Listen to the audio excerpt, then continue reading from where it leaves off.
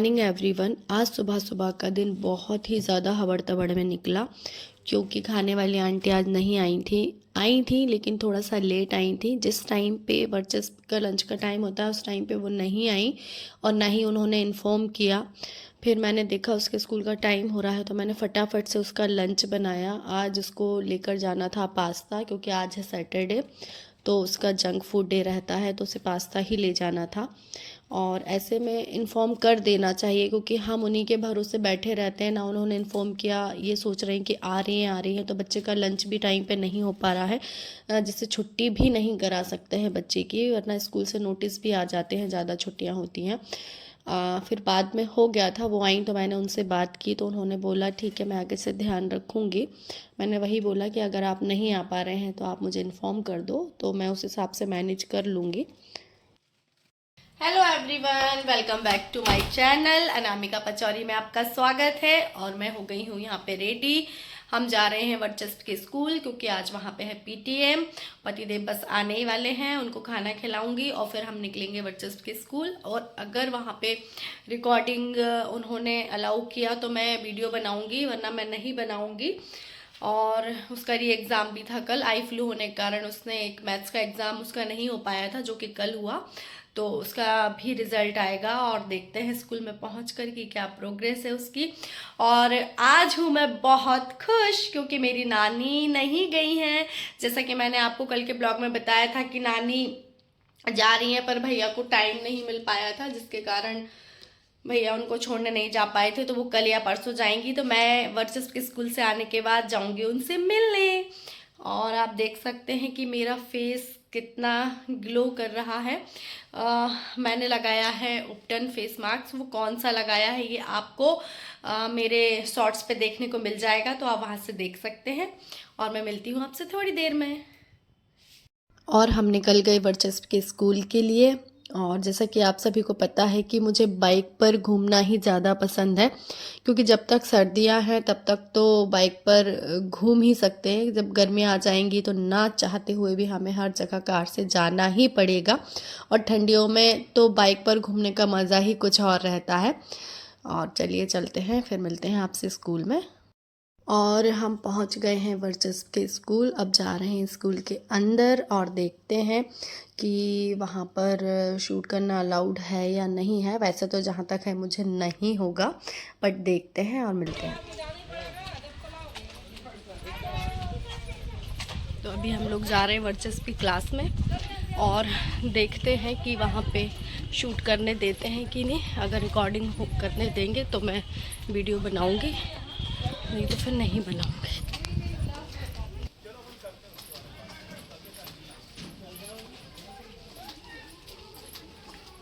जब मैं वर्चस्व की क्लास में जा रही थी तो मुझे मेरे पुराने स्कूल का एक स्टूडेंट मिला। मैं पहले मगधम में एज अ डांस टीचर थी, शौक के लिए मैंने वहाँ पे जॉब की थी, तो मैंने इसको भी डांस सिखाया था। और आज से ये 6 साल पुरानी बात है। उसने मुझे पहचाना और मेरे पैर छूकर मुझे बहुत सम्मान दिया, तो मुझे बहुत ही ज़्यादा खुशी हुई। और आप लोग सोच रहे होंगे कि हाँ मैंने वीडियो क्यों बनाई, क्योंकि ग्राउंड में था बच्चा, इसलिए मैंने यहाँ पे वीडियो बनाई। जहाँ पीटीएम हो रही है और क्लास में वीडियो बनाना अलाउड नहीं है। और जब हम स्कूल से वापस आ रहे थे तो हमें कॉटन कैंडी का ठेला दिखा, जिसको हम बचपन में गुड़िया के बाल भी कहते थे। मैंने तो बहुत ज़्यादा खाए, मुझे बहुत पसंद थे। बट यहाँ पे हमारे साथ एक चोट हो गई थी कि ना मैं कैश ले गई थी ना पतिदेव कैश ले गए थे, और ये जो आंटी थी ये फ़ोन पे नहीं चलाती। उसके बाद हम थोड़ा आगे गए तो हमें एक और ठेला दिखा, तो फिर वहाँ से हमने कॉटन कैंडी ली। यहाँ पर शाम हो गई थी, शाम के 4 बज गए थे, तो मैंने मेरे लिए और पतिदेव के लिए चाय बनाई। और खाने वाली आंटी का टाइम हो रहा था आने का, तो मैंने सोचा कि उनको खाना बता के जाती हूँ कि क्या बनना है। और आज करेले की सब्ज़ी बननी थी। अभी आंटी नहीं है तो उनको 1 ही मंथ हुआ है काम करते हुए, तो उन्हें बताना था कि कैसे बनेंगे करेले, क्योंकि सबका टेस्ट अलग अलग होता है तो उनको बताना पड़ता है। अगर मैं चली जाती मम्मी के घर तो फिर उनको दिक्कत हो जाती। तो मैंने सोचा वो आ जाएं, उनको खाने का बताकर सब्जी वब्जी सब बनवाकर उसके बाद मैं जाऊंगी नानी से मिलने। देखिए मम्मी मेरा वेट ही कर रही थी बालकनी में खड़ी होकर, मतलब बैठकर। क्यों मम्मी, है ना ये है। चलिए अब चलते हैं अंदर। और ये रही मेरी नानी, ये है मेरी मम्मी। हेलो कर दो मम्मी। नानी हेलो। अरे नानी हेलो तो कर दो। और यहाँ पर देखिए फ्रेंड्स, दोनों बच्चे मम्मी की गोदी में बैठे हुए हैं। एक नानी की गोदी में, एक दादी की गोदी में। तो दोनों बच्चे लड़ रहे हैं आपस में कि माया मेरी छोटी भाभी की बेटी है तो वो उसको हटा रही है चीकू को गोद में से, कि नहीं मतलब मम्मी की गोद में नहीं बैठने दे रही। तो यहाँ बहुत मज़े आ रहे थे। ऐसा ही प्यार रहता है दादी और नानी का। मतलब मैं समझ सकती हूँ, नानी भी पोता पोती को उतना ही प्यार करती हैं और दादी भी उतना ही प्यार करती हैं। अभी तो दो बच्चे हैं नहीं, बड़ी भाभी उनके मायके गई हैं, उनकी एक कज़न सिस्टर हैं तो उनके यहाँ किसी की डेथ हो गई थी तो वो वहाँ पे अनरय है तो वहाँ गई हैं। नहीं तो जब चारों पांचों बच्चे, और वर्चस भी नहीं आया अभी मेरे साथ, तो चारों पांचों बच्चे जब इकट्ठे होते हैं ना तो बस नानी ये चाहिए, माँ ये चाहिए, मतलब दादी को माँ करके बोलते हैं तो ये चाहिए। बहुत ही ज़्यादा मम्मी परेशान हो जाती है, मगर यही होता है दादी और नानी का प्यार।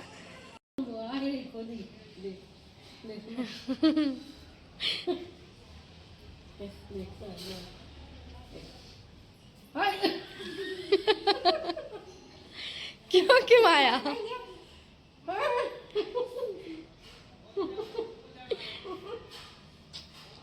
आपको नानी की गोद में से हटाकर अब खुश हो गई? कर रही थी कि माया आपको नानी हाँ आपको नानी की गोद में से हटा रही थी ये? अब नहीं, क्या बोल रही थी? अब नहीं बैठी। तो फ्रेंड्स, जैसा आपको पता है कि मैं आज गई थी स्कूल, और वहाँ पर जब मैं गई तो मुझे मेरा एक पुराना स्टूडेंट मिला। मैं पहले मगधम स्कूल में डांस टीचर थी तो वो वहाँ पे पढ़ता था, और वो मुझे आज यहाँ मिला। और उसने जैसे ही मुझे बोला मैम आपने मुझे पहचाना, तो मतलब मैं थोड़ा सा उसको पहचान नहीं पाई थी। फिर मैंने उसको पूछा तो बोला मैं मगधम में पढ़ता था मैम, आपने मुझे डांस सिखाया है। तो मैंने उसने नाम बताया, फिर मुझे याद आया क्योंकि इस बात को कम से कम वो जब 6th क्लास में था, अब 12th क्लास में आ गया, तो शायद से कितना साल, 6 साल हो गया होगा ना। 6 साल पुरानी बात है। कुछ ऐसा नहीं है कि मुझे स्टूडेंट याद नहीं है, कुछ स्टूडेंट हैं जो पर्टिकुलर डांस में पार्टिसिपेट करते थे जिसको मैं बहुत अच्छे से जानती हूँ, और मेरा बस काम क्लासेस में उतना ही था कि बस मुझे डांस सिखाना था। और मैंने उसको वंदे मातरम, मतलब वंदे मातरम एक सॉन्ग पे मैंने डांस सिखाया था तो वो उसमें था। तो मतलब बहुत ही ज़्यादा खुशी होती है, पैर छुए सबकी, उसने मुझे बहुत सम्मान दिया। इससे पहले भी जब बच्चे मगधम में थे तो हम एनुअल फंक्शन में गए थे मेरी जॉब छोड़ने के बाद, क्योंकि मैंने बहुत कम टाइम तक जॉब की है वहाँ पे। तो वहाँ भी मुझे बहुत सारे बच्चे मिले जॉब छोड़ने के बाद जब मैं गई थी, कि मैम कि आप कैसी हैं मैम, आप और जो भी नाश्ता था आप सब मेरे पास लेकर आ गए। मतलब तो ये बताना चाहती हूँ कि इतना सम्मान और इतना प्यार मिलता है कि लोग याद करते हैं, तो मतलब बहुत ही ज़्यादा खुशी होती है। खुशी नहीं, एक्चुअली क्या है, नेचर ही इतना अच्छा है तुम्हारा कि तुम सबसे घुल मिल जाती हो। तो इस कारण से हाँ, ये भी है कि अगर मैं ऐसा बोलती तो सब सोचते मैं मेरी तारीफ खुद कर रही हूँ।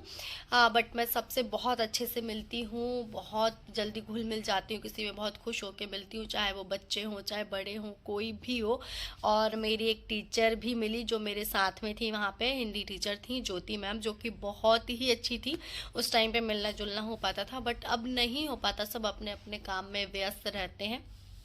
तो बस उतनी मैसेज या फ़ोन पे बात, फ़ोन पर भी नहीं होती आजकल, मैसेज चल गया तो आजकल फ़ोन भी ज़्यादा कोई करता नहीं है। तो आज हम लोग एक दूसरे से मिलकर बहुत ज़्यादा खुश हुए। वीडियो तो शूट नहीं हो पाई मेरी, क्योंकि वो पीटीएम ले रही थी, वहाँ पे अलाउड नहीं था रिकॉर्डिंग करना। और इस बच्चे के साथ तो मैंने इसलिए ले ली थी कि यहाँ ग्राउंड में बाहर मुझे मिला हुआ था। तो मैम से मिलकर भी मुझे बहुत खुशी हुई। अब हम बहुत जल्द ही मिलेंगे एक दूसरे से, और मतलब बहुत ही अच्छा लगा, इतना सम्मान मिलता है, इतना सब, तो बहुत ज़्यादा खुशी होती है। और आप सभी का भी प्यार मुझे बहुत मिल रहा है, ऐसे ही प्यार और सपोर्ट मेरे पे बनाए रखिएगा प्लीज़। अगर आप मेरे चैनल पे नए हैं तो मेरे चैनल को लाइक कीजिए और सब्सक्राइब कीजिए। यस, लाइक कीजिए, कमेंट्स कीजिए, शेयर कीजिए, सब्सक्राइब कीजिए और आपका प्यार ऐसे ही बनाए रखिए। मिलते हैं आपको नेक्स्ट ब्लॉग में। ये ब्लॉग करती हूँ मैं यहीं पर एंड। बाय बाय, अपना ध्यान रखिएगा। Good night. Good night.